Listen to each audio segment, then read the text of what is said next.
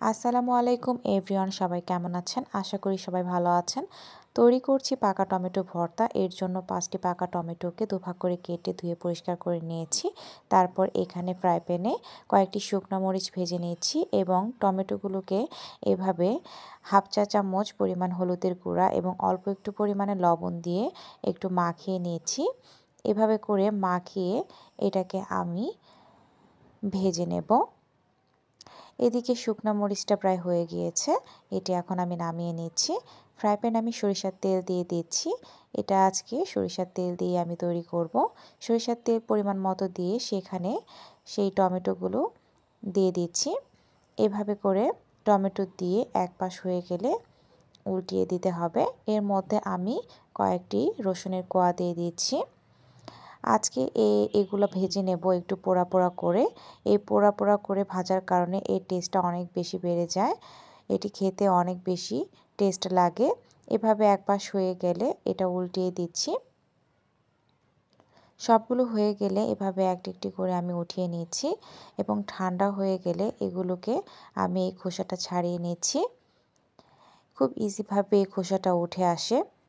সবগুলো খোসা ছাড়িয়ে নিয়ে এভাবে হাত দিয়ে একটু ম্যাশ করে নিয়েছি। তারপর এখানে সেই ভেজে রাখা রসুন এবং শুকনো মরিচ খুব ভালোভাবে একটু কচলিয়ে কচলিয়ে মথে নিচ্ছি। এভাবে করে রসুন আর শুকনো মরিচ আগে খুব ভালো করে মেখে এই টমেটোর সাথে খুব ভালো করে মেখে নিচ্ছি। এভাবে মাখানো হয়ে গিয়েছে। এখন সেই ফ্রাই প্যানের মধ্যে আবারও অল্প পরিমাণে সরিষার তেল দিয়ে দিচ্ছি এবং 1 টেবিল চামচ পরিমাণ পেঁয়াজ কুচি দিয়ে দিলাম। একটু ভাজা হয়ে গেলে এর মধ্যে একটু হলুদের গুঁড়া দিয়ে দিচ্ছি। হলুদের গুঁড়া দিয়ে একটু নেড়ে চেড়ে সেখানে সেই মাখানো টমেটো ভর্তাটা এর মধ্যে দিয়ে দিচ্ছি। তেলের সাথে খুব ভালোভাবে নেড়ে চেড়ে এটি কষিয়ে নিতে হবে।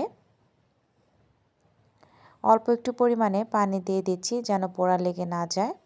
এখন এর মধ্যে অল্প একটু পরিমাণে জিরার গুঁড়া দিয়ে দিচ্ছি এবং স্বাদ মতো লবণ দিয়ে দিচ্ছি।